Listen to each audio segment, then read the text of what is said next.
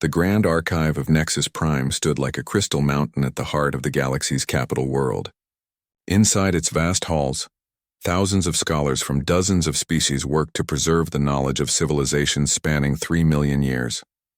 But today, in the smallest lecture hall on the archive's lowest level, only 12 people had bothered to attend Velthar's presentation.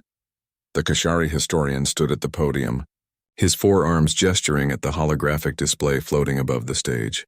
His gray skin had deepened with age and his triple-jointed fingers trembled slightly as he manipulated the images.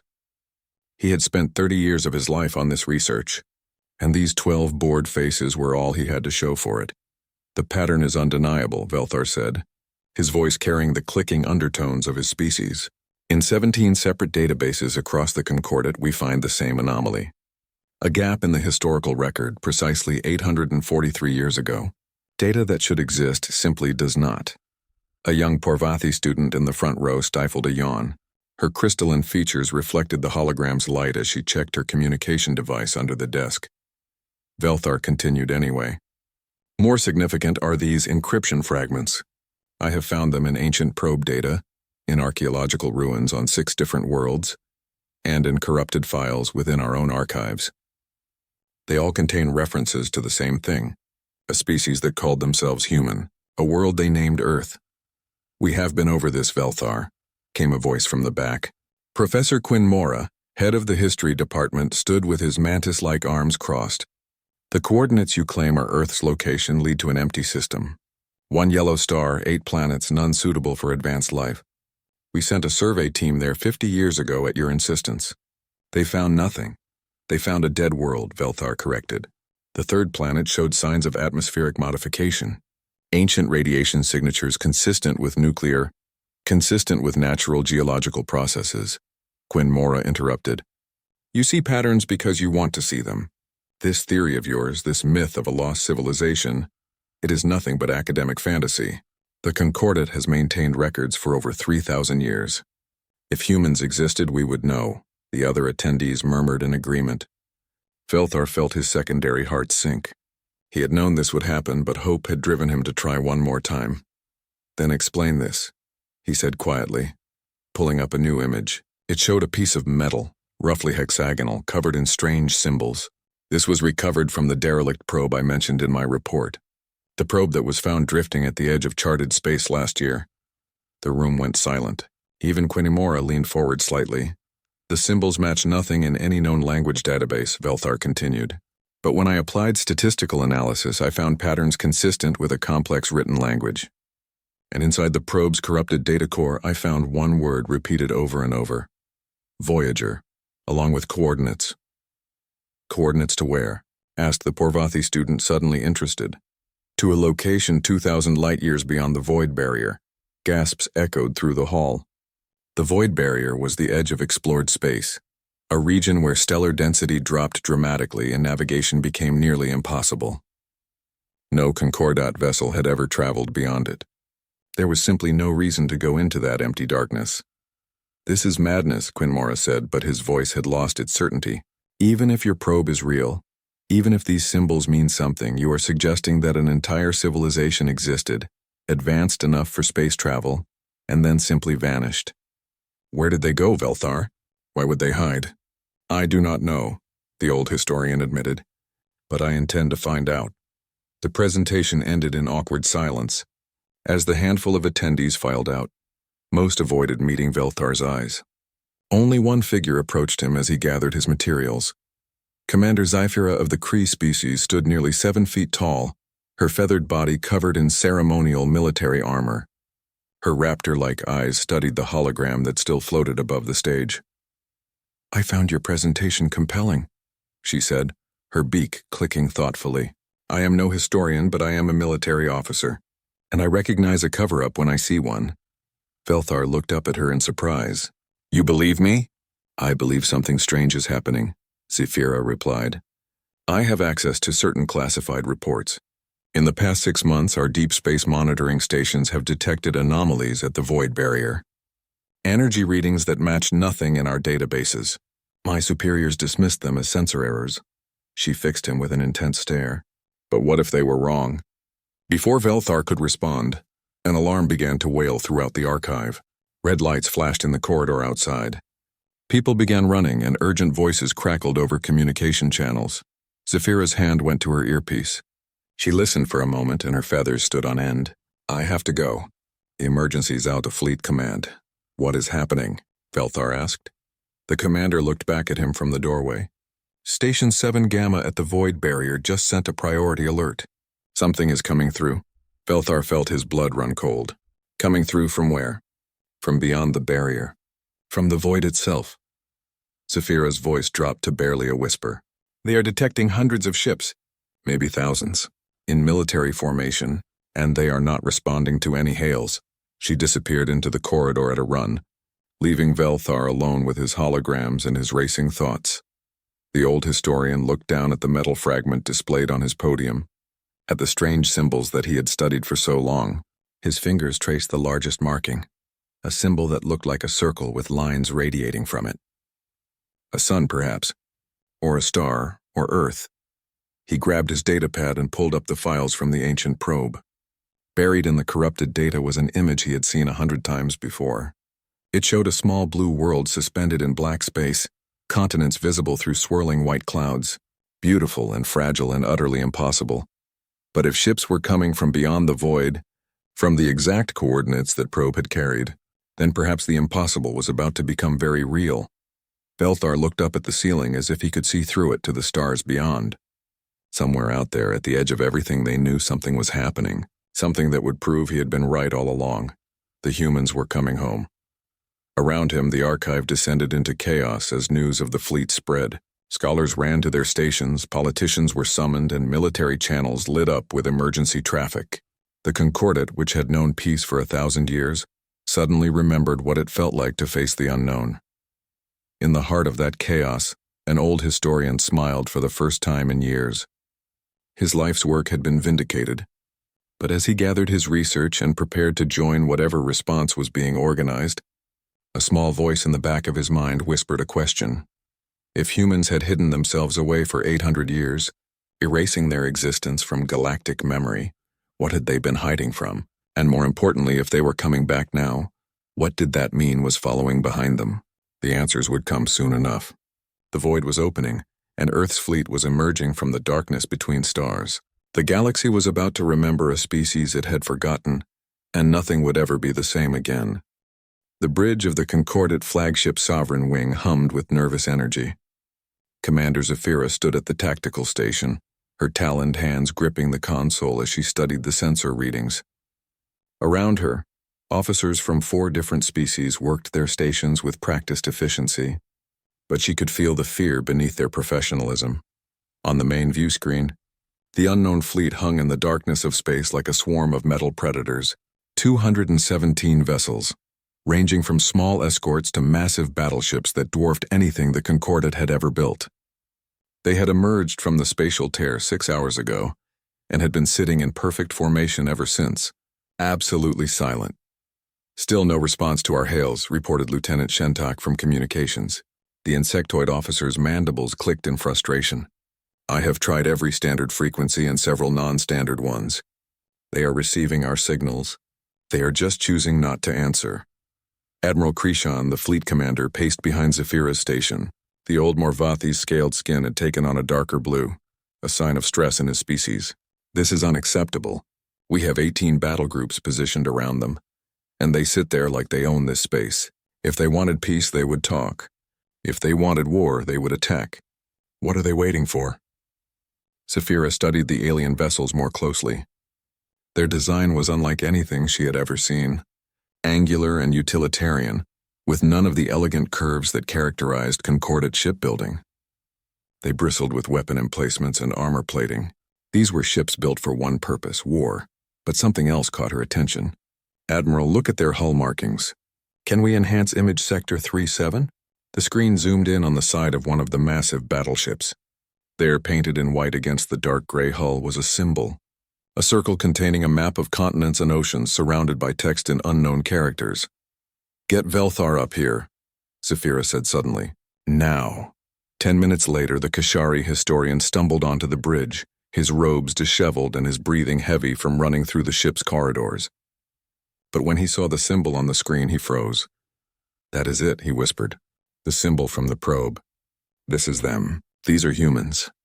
Before anyone could respond, every console on the bridge lit up simultaneously.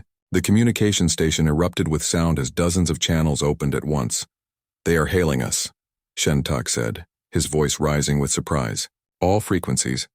They are broadcasting on every possible channel simultaneously." On screen, Admiral Krishan ordered. The view screen flickered, and a face appeared. Zephyra had seen many species in her career, but this one made her breath catch. The human woman who looked back at them seemed almost familiar, like she could have been Kree or Porvathi, but was neither.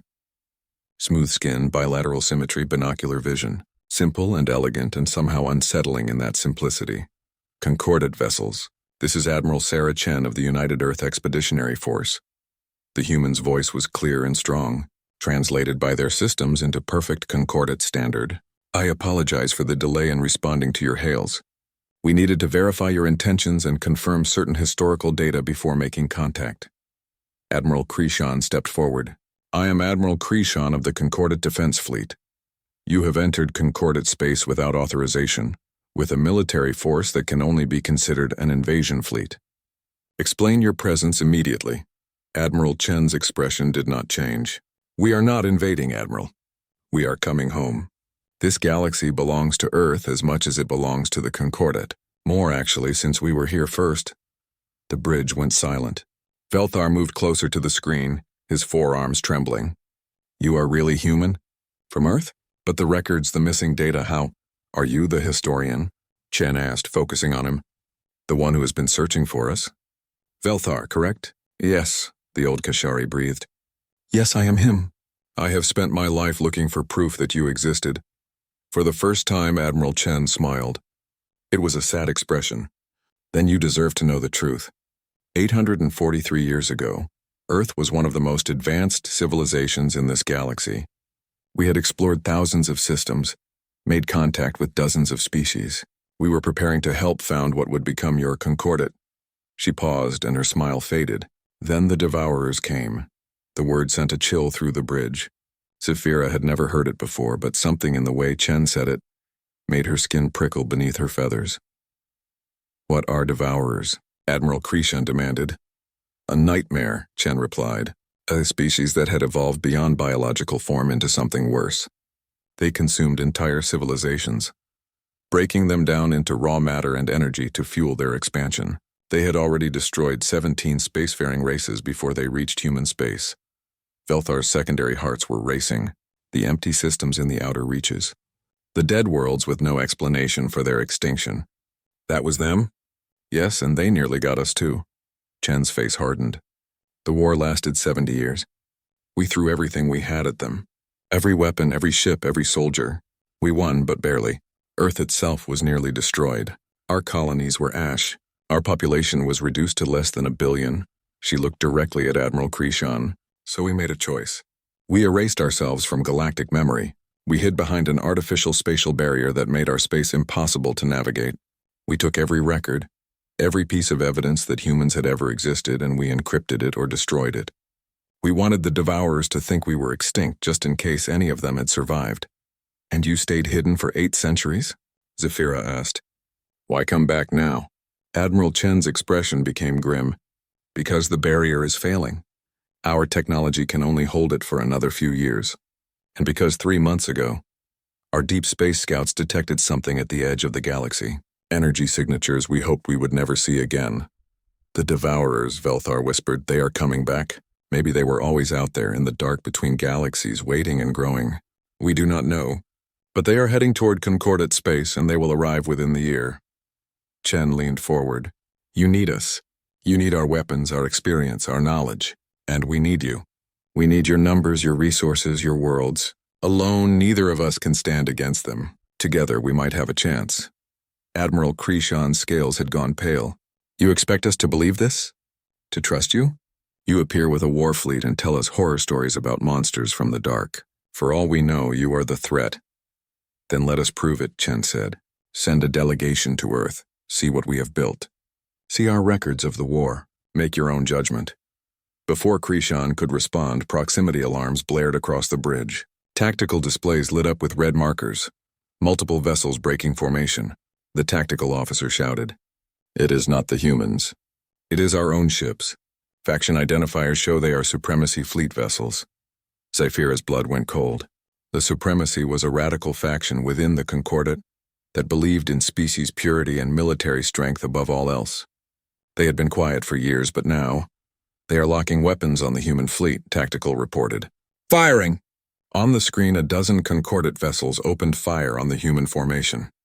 Plasma bolts and missiles streaked across space toward the closest human ships. What happened next took less than 3 seconds. The human fleet moved, not with the careful, calculated maneuvers of Concordat doctrine, but with a speed and precision that seemed impossible. Point defense systems lit up like a wall of light, intercepting every missile while the ships themselves rolled and shifted, letting plasma bolts pass harmlessly through their formation. Then the humans returned fire. Not at the ships. Zyphira realized immediately, but at their weapons. Precise surgical strikes that disabled every gun, every launcher, every offensive system on the attacking vessels without destroying a single ship or killing a single crew member. It was over before Admiral Krishan could even order a ceasefire. 12 Concordat vessels hung dead in space, powerless but intact, their crews completely unharmed. Admiral Chen's face reappeared on the screen. She did not look angry. She looked tired. "Admiral Krishan, I hope that demonstration makes our intentions clear. We do not want war with the Concordat, but we will defend ourselves if necessary. And as you just saw, we have had 800 years to perfect the art of war." She stood from her command chair. "I am sending coordinates for a wormhole gate that will take your delegation to Earth. Come see what we are trying to protect. Come see what we are asking you to help us defend, and then decide if you would rather face the Devourers alone." The transmission ended. In the silence that followed, Zyphira found herself looking at Velthar. The old historian was crying, tears streaming down his gray face. "They are real," he whispered. "After all this time, they are real." Admiral Krishan slumped into his command chair. "Get me the High Council now and prepare a delegation." He looked at Zyphira. "Commander, you will lead it. Take the historian. Take whoever you need. Go to Earth. Find out if we are about to face salvation or damnation." Zyphira straightened, saluting crisply. But inside her mind was racing. Humans were real. Earth was real. And something called the Devourers was coming. The galaxy. The wormhole transit took only minutes, but to Zyphira it felt like hours. She stood on the observation deck of the diplomatic shuttle, watching reality twist and bend around them as they traveled through impossible distances in the blink of an eye. Beside her, Velthar pressed all 4 hands against the transparent aluminum viewport, his eyes wide with wonder. "Functional wormhole technology," the historian breathed. "We have the math for this, but we never solved the power requirements. The energy needed to stabilize a gate this size should require the output of an entire star." "Maybe it does," said Council Representative Thane from behind them. The massive Urgoth folded his arms across his chest, his rocky features set in a permanent scowl. "Maybe these humans have learned to drain stars. Would you still think them saviors then, historian?" Velthar did not answer. He was too busy staring at what lay ahead. The wormhole iris opened and they emerged into the Sol system. And there, hanging in the darkness like a blue jewel, was Earth. Zyphira felt her breath catch. She had seen thousands of worlds in her military career, but something about this one was different. Maybe it was the unique ratio of ocean to land. Maybe it was the swirling white clouds that seemed to dance across its surface. Or maybe it was simply knowing that this world had been hidden for so long, a secret kept from the entire galaxy. "By the ancestors," Velthar whispered. "It is beautiful." "It is a fortress," Thane corrected grimly, pointing at the tactical display. He was right. As their shuttle approached Earth, the defensive network became visible. Thousands of satellites orbited the planet in precise patterns. The moon itself bristled with weapons platforms and shield generators. Massive stations hung at the Lagrange points, their surfaces covered in sensor arrays and railgun emplacements. "This is not a homeworld," Thane said. "This is a military installation that happens to have a planet at its center." Their shuttle was met by an escort of sleek human fighters that guided them toward a massive orbital station. As they docked, Zephyra noticed something strange about the humans they could see through the viewports. They moved with a casual confidence that spoke of people who felt completely safe, despite living in the heart of a war machine. Admiral Chen met them personally at the airlock. She wore a formal uniform now, dark blue with silver insignia, and she was not alone. Behind her stood a dozen other humans, each wearing different colored uniforms or civilian clothes. Zephyra realized with a start that she was looking at representatives of Earth's entire government and military structure. "Welcome to Earth Station Alpha," Chen said, offering the concordate salute which Zephyra returned. "On behalf of humanity, I welcome you to our home. I know you have questions. I promise you will have answers." They were taken to a conference room that overlooked Earth itself. The planet slowly rotated beneath them, and Zephyra found herself unable to look away from it. The cities visible on the night side glowed with light, constellations of human habitation spreading across the continents. 800 years ago, this world was dying. Admiral Chen began without preamble.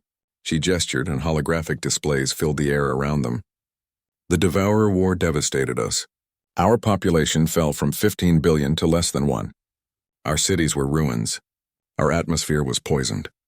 By every metric that matters, we were extinct." The holograms showed scenes of destruction that made even Thane flinch. Cities reduced to slag, oceans boiling, the sky itself seeming to burn. "But humans are stubborn," Chen continued with a slight smile. "We rebuilt. It took 2 centuries just to make Earth habitable again, another century to restore our population to sustainable levels, and all that time we stayed hidden because we knew one truth above all others." She pulled up a new image, a starfield unremarkable except for strange dark shapes moving through it. As Zephyra watched, one of the shapes passed in front of a star, and she saw it clearly for just a moment. A thing of nightmare geometry, all angles and surfaces that seemed to exist in more dimensions than should be possible. "The Devourers do not die easily," Chen said quietly. "We thought we had destroyed them. We hunted down every ship, every station, every fragment of their civilization we could find. We burned their worlds and scattered their fleets across the cosmos, but we could never be certain we had gotten them all. So we hid. We erased ourselves from history. We built our barrier and waited." "For what?" Zephyra asked. "What were you waiting for?" "For them to forget us. Or for them to come back. Whichever happened first." Chen looked at each of them in turn. "We have spent 8 centuries preparing for this moment. Every human is trained in basic combat. Every city has shelters and defensive positions. Every ship in our fleet was built with one purpose: to survive the next encounter with the Devourers." Velthar leaned forward, his analytical mind working. "You said you monitored the galaxy during your isolation. You watched the concordate form and grow. Why did you not contact us before? Why wait until now?" "Because we needed to be certain," answered a new voice. An elderly human woman stepped forward from the back of the room. Her gray hair was tied back and she wore the simple clothes of a civilian, but something about her presence commanded attention. "I am Dr. Elizabeth Okonkwo, head of Earth's long-term strategic planning division. For 800 years, my predecessors and I have been watching and waiting, calculating the optimal moment for reintegration." She pulled up a complex mathematical model. The concordate needed to be strong enough to be useful in the coming war, but not so strong that they would see us as a threat to be eliminated. The Devourers needed to be far enough away that we had time to build trust, but close enough that the threat was real, and we needed to be certain that our barrier was failing, because revealing ourselves before that point would have wasted centuries of sacrifice. "You gambled with the entire galaxy," Thane said angrily. "You hid while civilizations rose and fell. While we struggled to build peace, you could have helped us. You could have shared your technology decades ago." "And if we had?" Dr. Okonkwo challenged. "What would you have done with weapons that could destroy stars? With AI systems that could hack any computer? With genetic modifications that could rebuild entire species?" "The concordate is young, Representative Thane. Young and idealistic and beautiful in that idealism. But we remember what happens when species get too much power too quickly. We remember because we nearly destroyed ourselves that way." She gestured to the planet below. "Every human alive has been raised with the memories of the fall. We teach our children about the wars that nearly ended us, long before the Devourers came. We remember the nuclear fires, the biological weapons, the runaway AI that killed billions. We clawed our way back from the brink of extinction twice. once by our own hand and once by the Devourers. We will not give others the tools to do the same." The room fell silent. Then Admiral Chen spoke again. "But now the choice is no longer ours to make. The Devourers are coming whether we like it or not. And you need to understand what that means." She pulled up a star chart. Red markers indicated a path cutting through the outer reaches of concordate space. 3 months ago, our scouts detected their vanguard, 27 colony worlds in their direct path. If they maintain their current speed, they will reach the first inhabited system in 6 months. "How many ships?" Zafira asked, her military mind already calculating defensive positions. "Not ships," Chen said quietly. "Devourers do not build ships the way we do. They grow them. Massive biomechanical constructs that can operate independently or link together into larger structures. Our scouts counted over 5,000 separate entities in the vanguard alone. And behind them, somewhere in the dark between galaxies, is their main fleet. We estimate at least 50,000 more." Thane's rocky face had gone pale gray. 50,000. The entire Concordate defense fleet has less than 10,000 ships. "Now you understand why we need each other," Dr. Okonkwo said. "Alone we are both doomed. Together we might survive, but only if you trust us, only if you let us help prepare you for what is coming." Velthar had been silent, studying the data with his historian's eye for patterns. Now he spoke up, his voice thoughtful. "You have a plan. I can see it in how you structured this meeting. You did not bring us here just to show us Earth. You brought us here to make us an offer." Admiral Chen smiled. The historian sees clearly. "Yes, we have a plan. We call it the Sanctuary Protocol. We share our military technology, our tactical knowledge, everything we learned fighting the Devourers the first time. We help you transform the Concordate defense fleet into something that can actually stand against them." "In exchange for what?" Thane demanded. "In exchange for alliance. For trust. For the promise that when this is over, if we survive, Earth will be welcomed back into galactic civilization as equals, not as conquerors or refugees." Chen looked at each of them. "We do not want to rule. We do not want your worlds or your resources. We just want our place in the galaxy restored. We want to stop hiding." Before anyone could respond, alarms began to wail throughout the station. A young human officer burst into the conference room, his face pale. "Admiral, we are getting—" The war room on Nexus Prime had never been so crowded. Representatives from all 7 major concordate species stood shoulder to shoulder with human military advisors, studying holographic displays that showed a galaxy under siege. 3 colony worlds had fallen in as many weeks. The death toll was already in the millions. Commander Zafira stood at the central tactical table, her feathers ruffled from stress and lack of sleep. Around her, the combined command staff argued in a dozen different languages, their translators struggling to keep up with the heated discussions. "We cannot simply abandon the outer reaches," insisted General Vokmar, his Urgoth voice like grinding stone. "Those are our people out there, our worlds. And they will die if we try to defend everywhere at once," countered Captain James Wu, one of Admiral Chen's senior tactical officers. The humans' patience was wearing thin after 2 hours of debate. "The Devourers want to spread thin. They want us to waste our forces defending targets we cannot hold. We need to establish a defensive line and evacuate everyone behind it." "Evacuate 40 colonies?" Vokmar's rocky fist slammed down on the table. "Do you have any idea how many ships that would require? How much time?" 3 weeks if we start now," Wu replied calmly. 3 months if we wait. 3 years if we are all dead because we tried to fight on their terms instead of ours." Zafira raised her hand, cutting through the argument. "Enough, Captain Wu is correct. We establish the defensive line at the Kessler Junction. Everything beyond that point gets evacuated. General Vokmar, coordinate with the transport guilds. I want every civilian ship we can spare running evacuation routes within the hour." She turned to a holographic display showing fleet positions. "And we need to address the other problem. The attacks." A heavy silence fell over the room. In the past week, there had been 7 incidents. Human supply convoys sabotaged, mixed species training exercises disrupted by violence. Yesterday, someone had tried to bomb a human advisor's quarters on a Concordate station. "The Supremacy faction is behind it," said Commander Cithrak, head of Concordate Intelligence. Her insectoid features twisted with anger. "We have confirmed at least 17 cells operating across our territory. They see humans as invaders and the Alliance as a betrayal. Then we root them out, Zephyra said firmly. We do not have time for this foolishness. Every hour we waste fighting each other is an hour the Devourers use to grow stronger. A human intelligence officer stepped forward. Commander, we may be able to help with that. We have certain technologies, surveillance systems that could— No, Zephyra cut him off. She saw the human's surprise and softened her tone. I appreciate the offer, Lieutenant, but this is a concordant problem. We must solve it ourselves or we prove the supremacy right. We prove that we need humans to save us from our own people. The human nodded slowly, understanding.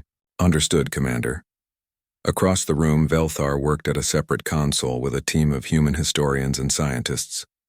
The old Kashari had barely slept since Harper's Reach fell, spending every waking hour analyzing Devourer attack patterns and searching ancient records for anything that might help. I have something, he called out suddenly. Every head in the room turned toward him. He pulled up a three-dimensional model of a Devourer vessel. Look at this structure. The way it moves, the way it processes matter. I have been comparing it to ancient data from Earth's war. The Devourers we are facing now are different, larger, more efficient. They have evolved. Admiral Chen, who had been observing from the back of the room, stepped forward. Her face was grim. We noticed that too. The ones we fought 800 years ago needed to consume entire populations to power their larger forms. These ones seem to do it faster, better. Because they learned, Velthar said excitedly. Do you not see? The Devourers are not just biological machines. They adapt. They evolve. They took what they learned from fighting you and became stronger. Which means they have a memory, Admiral Chen finished, her eyes widening. They remember Earth. They remember what we did to them. And they have been preparing for a rematch just like we have, Captain Wu added. Which means our old tactics might not work anymore. The room erupted in worried murmurs. Zephyra felt a chill run down her spine. If the Devourers had spent 8 centuries evolving specifically to counter human weapons and tactics, then the advantage they were counting on might not exist. Then we adapt faster, she said, her voice cutting through the noise. We have something they do not. We have 7 species working together, each with different strengths. We use that. We create tactics they have never seen before. Over the next 72 hours, Zephyra barely left the command center.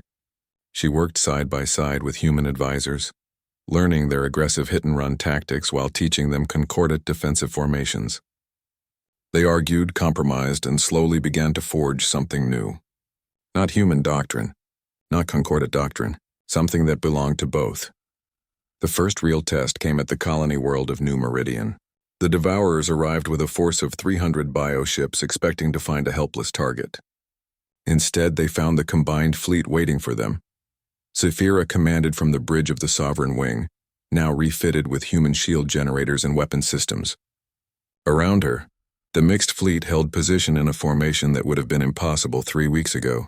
Human cruisers providing covering fire for concordant carriers. Kree fighters flying escort for human bombers. 7 species working as one.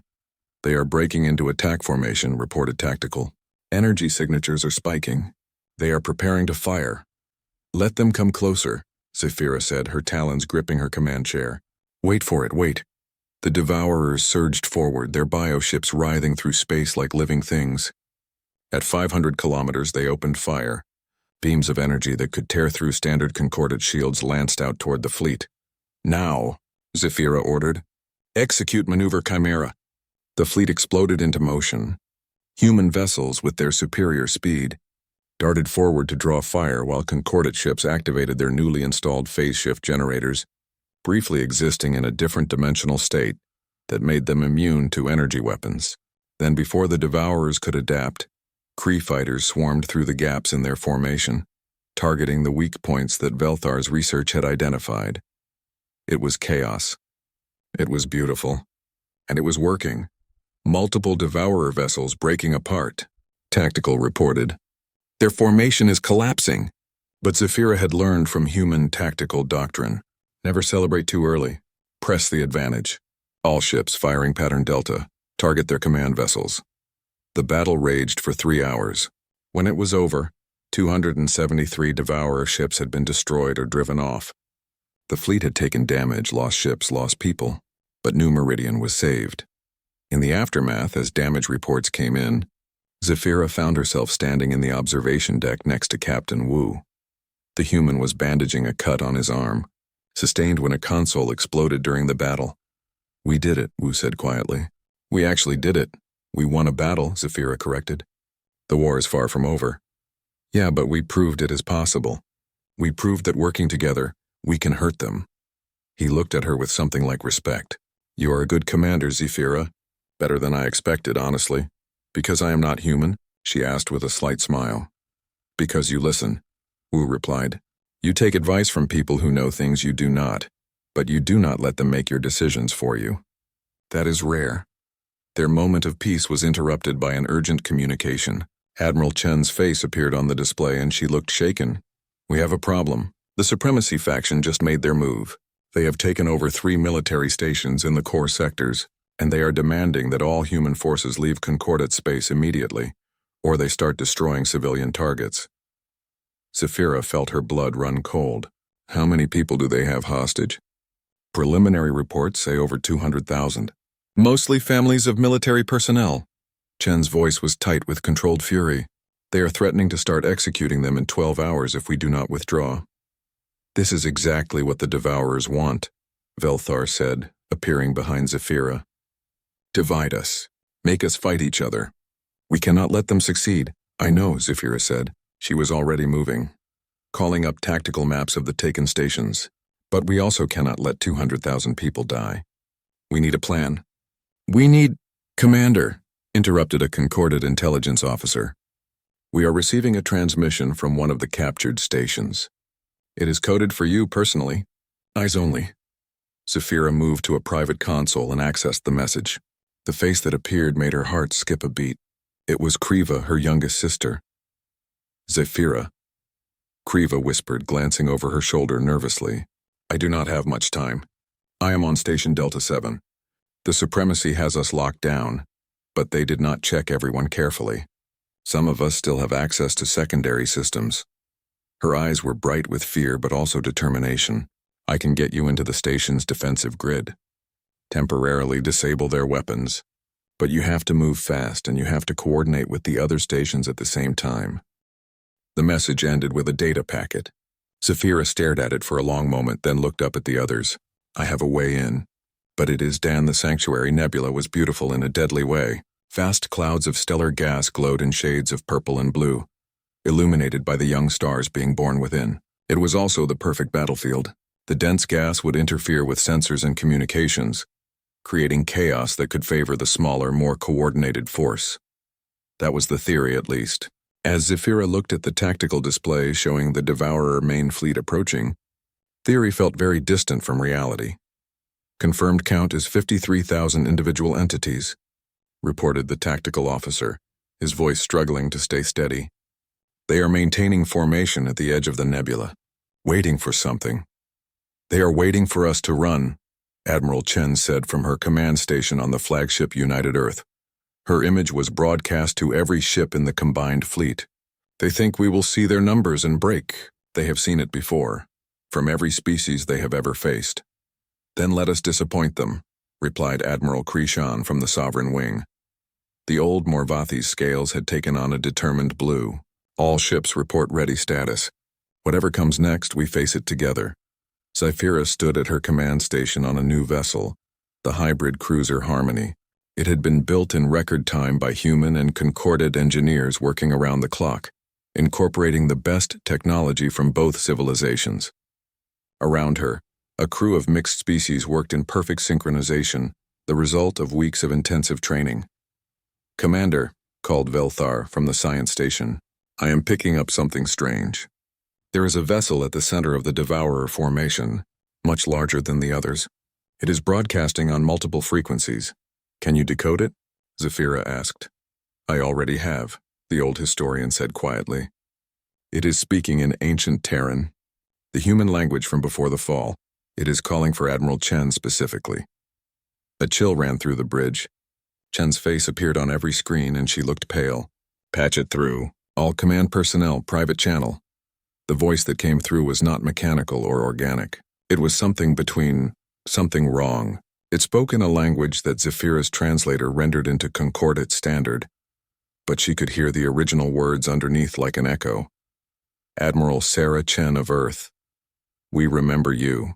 We remember your species. 800 of your years we have searched for you. 800 years we have grown stronger, while you hid in your barrier like prey in its burrow. Now you emerge. Now you bring new meat for us to consume. How thoughtful. Chen's expression hardened. I am Admiral Chen. Identify yourself. We are what you made us, the voice replied, and now there was something like satisfaction in it. Did you think you killed us all? Did you think your genocide was complete? You destroyed 97% of our collective, but 3% survived. 3% fled into the dark between galaxies to heal, to grow, to evolve. The tactical display shifted, showing a massive bioship at the heart of the Devourer fleet. It was easily 10 times larger than the biggest human battleship, a nightmare of organic and mechanical components fused together. We learned from you, humans. We learned about fear, about rage, about the sweetness of revenge, and we have spent 8 centuries becoming something that can finally make you extinct. It has developed emotion, Velthar whispered. The Devourers evolved beyond their original programming. They became something new. Something worse, Captain Wu added grimly. Admiral Chen stood from her command chair. If you have spent 800 years thinking about revenge, then you have wasted your evolution. Because we have spent that time learning something better. We learned that we cannot win alone. That strength comes from unity, not isolation. She gestured, and the display showed the combined fleet. Thousands of ships from 7 species, arranged in a formation that was part human aggression, part concordant defense, and entirely something new. You want to make us extinct? Come try. But know that this time you do not face Earth alone. You face all of us, the Devourer voice laughed. It was a horrible sound. Then we will consume all of you together. How efficient. The channel cut off. For 3 heartbeats, nothing happened. Then the Devourer fleet surged forward like a living tidal wave. All ships engage, Admiral Chen ordered. Execute Operation Prometheus. The battle that followed would be remembered for 1,000 years. The combined fleet met the Devourer charge with a coordinated defense that had never been seen before in galactic history. Human railguns fired in sequence with concordant plasma cannons. Kree fighters wove through Devourer formations, targeting weak points while Urgoth heavy cruisers provided mobile cover. But the Devourers had evolved. They adapted to tactics within minutes, shifting their bioships into new configurations that countered every strategy. For every Devourer destroyed, 2 more seemed to take its place. They are pushing us back, Tactical reported. We have lost the first defensive line. Casualties at 15% and rising. Fall back to the secondary positions, Zephyra ordered. All wings, execute pattern Omega-7. The fleet retreated deeper into the nebula, drawing the Devourers into the densest regions where sensors barely functioned. It was a dangerous gamble. In this chaos, friendly fire was as much a threat as the enemy. A massive explosion rocked the harmony. Hull breach on Deck 7, called Damage Control. Emergency bulkheads holding, but we have lost primary shields. Engineering, get those shields back online, Zephyra barked. Around her, the bridge crew worked with desperate efficiency. A human engineer and a Kashari technician worked side by side to reroute power, their different approaches complementing each other perfectly. On the main view screen, Zephyra watched as a concordant cruiser exploded under concentrated Devourer fire. Hundreds of lives snuffed out in an instant. But even as it died, its fighter squadron continued fighting, protecting a damaged human carrier as it limped toward safety. This is not working, Admiral Krishan said over the command channel. His voice was heavy with grief. We cannot hold them. There are too many. Then we use Prometheus, Admiral Chen replied, but her voice trembled slightly. Captain Wu, begin the firing sequence. Zephyra pulled up the tactical data on Prometheus. It was a weapon of desperate times, a network of satellites hidden throughout the nebula that could ignite the stellar gases in a chain reaction. The resulting explosion would destroy everything within light years, including most of the combined fleet. Admiral, the evacuation is not complete, Captain Wu reported. We still have 17 ships with battle damage. They cannot reach minimum safe distance in time. I know, Chen said quietly, but if we do not fire, all 50,000 ships die. This way we save most of them. It is the logical choice. Logical, Zephyra repeated, but not human, and not concordant. There must be another way. Velthar's voice cut through the command channel, urgent and excited. There is. I have been analyzing the Devourer communications. The way they coordinate their fleet. They are still using a hive structure, but evolved. More complex. More like a society. What good does that do us? Demanded Admiral Krishan. Because societies can be reasoned with. Velthar replied. The lead Devourer, the one that spoke to us. It said we learned about fear and rage, but it also said we, not I. They still think collectively, but now they have individual nodes that can think independently. What if we could communicate with those nodes? What if we could show them that this war is not necessary? They are trying to kill us, Wu said flatly. I do not think they want to talk. But why are they trying to kill us? Velthar pressed. Listen to what the leader said. We destroyed 97% of their collective. We committed genocide against them. From their perspective, they are not attacking. They are defending themselves against a species that nearly made them extinct. A long silence filled the command channel. Then Admiral Chen spoke, her voice thoughtful. You think they are traumatized? That they are driven by fear, not hunger? Yes, Velthar said. Everything about their evolution makes sense if you see them not as mindless predators, but as survivors suffering from collective trauma. They consume other species because they fear extinction. They attack humans because we proved we could destroy them. It is all fear, then how do we stop them? Zafira asked.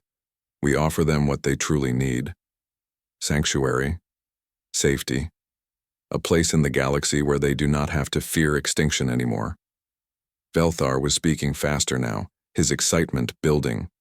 We combine the human first contact protocols with concordant diplomatic algorithms. We broadcast on every frequency, using mathematical proofs and universal concepts to show them we mean peace, not surrender peace. It will never work, Wu said. But he sounded uncertain. It might not, Velthar admitted. But it is better than killing ourselves with Prometheus. Admiral Chen looked at the tactical display, at the ships dying, at the weapon that could end it all. Then she looked at the faces on the command channel. Human, concordate, 7 species that had learned to trust each other in just a few short weeks. Do it, she said. Velthar, you have command of all communication systems. Broadcast your message. Captain Wu, delay Prometheus firing sequence. But keep it armed. If this does not work, we...